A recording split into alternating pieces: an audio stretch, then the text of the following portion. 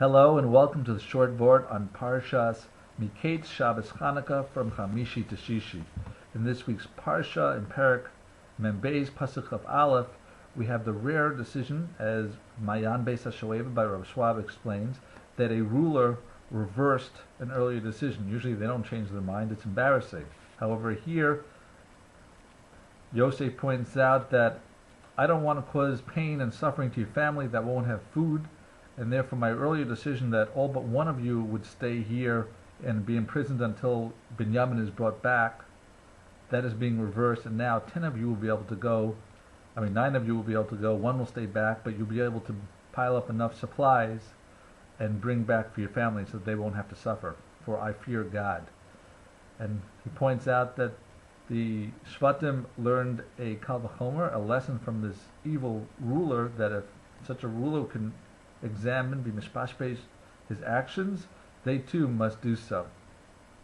And this leads us to the Mishnas, Rabi Aharon from Rabi Aharon Kotler, who says when the brothers saw this heavenly punishment going on them, that this ruler was being cruel to them, they reviewed their actions, and the only thing they could find that they had done wrong was that when they were selling Yosef, they didn't have mercy on him. When he begged, as inevitably he would, for mercy, they chose to ignore it. So they didn't think the original judgment was wrong, they just thought this aspect was. And now they saw that they were being punished. They were able to point out that what they thought was not a sin was in fact a sin.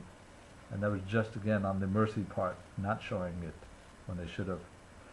In a similar vein, Yalkut Lekach Tov says that the Sparno says the Shvatim realized that even though they judged Joseph as a rodef, someone who was coming to murder him, they should have shown mercy in his pleas, and for this cruelty they were being punished. So Rucham Mimir points out that their review only pointed out the cruelty, but not the original sin itself. They felt that the original sin itself was done properly. For if they had thought that the original sin was wrong, that is what they would have done tshuva on, because you do tshuva on the bigger sin of a combination, not on the smaller sin under certain circumstances. They still thought the sale was right. So right that they didn't even have a hesitancy right afterwards that they ate a meal after they did this action. You'd think they'd lose their appetite, but they thought they were right, so therefore they didn't lose their appetite. So how could it be, says the Yalkut Lekach Tov, that after 22 years they only would find the guilt in the fact of this cruelty or lack of mercy for their brother? So Rabbi Eliyahu in Eliyahu says they had taken the matter so seriously in the original judgment that they thought they did the right thing and they had no regrets. In fact, the Pirkei de Rabbi Eliezer, a medrash, says that they saw that they banned anyone from telling their father about the sale. That was a cherem, and someone would have been excommunicated. And even Hashem, it seemed, had listened to this, for he did not show any divine revelation to Yaakov that his son was still alive.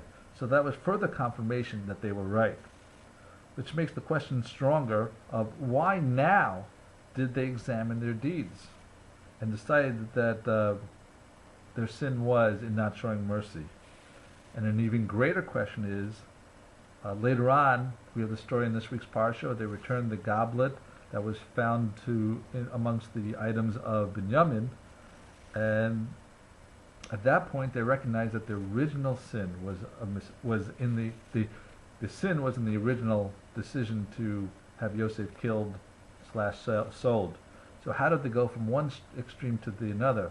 First they thought everything was right, and now they thought one item was the sin, the cruelty, and then they said no, the whole thing was a sin. So to understand this, we must know the concept of Yisurim, and in short, Yisurim is punishment that expiates the sins. Through Yisurim of the body, then sins can be cleansed and purified. So after their examination, they saw that this Yisurim they were suffering now was for their cruelty. Midah keneged midah, corresponding judgment.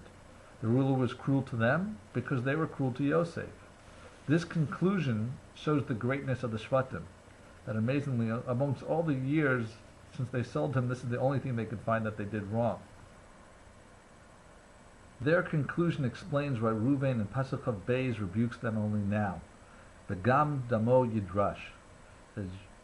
He tells them, you're wrong. The sin is not only the cruelty, but the actual decision to kill Yosef, to sell Yosef, was wrong. And now we can understand later on, when after the Masa Gavia with Binyamin, that Yehuda and the Shvatim admit that the decision to kill/sell Yosef was a mistake. They realize that Reuven was right. The original sin was wrong. That Midah Kneged Midah, the 10 brothers were deserving to become slaves as expiation for the sale of Yosef. So Yehuda is ready to submit them to become slaves. But as a closing note, while Yehuda was originally willing to submit them to be slaves, later on he becomes confrontational with Yosef. How did that happen? Well, he saw that once the ruler only wanted Binyamin and not the other 10 brothers, the ones who actually were involved with the sale, which Binyamin was not, they realized that this was not Midah Keneged, this was not divine retribution, but the choice of the king himself, and therefore they were no longer willing to submit it, and they were ready to confront them. So from this, may we remember to review our actions. Sometimes we have to reconsider what we've done and improve our ways, and may you have a wonderful Shabbos and a wonderful Chanukah. Thank you as always for listening to the short Vort.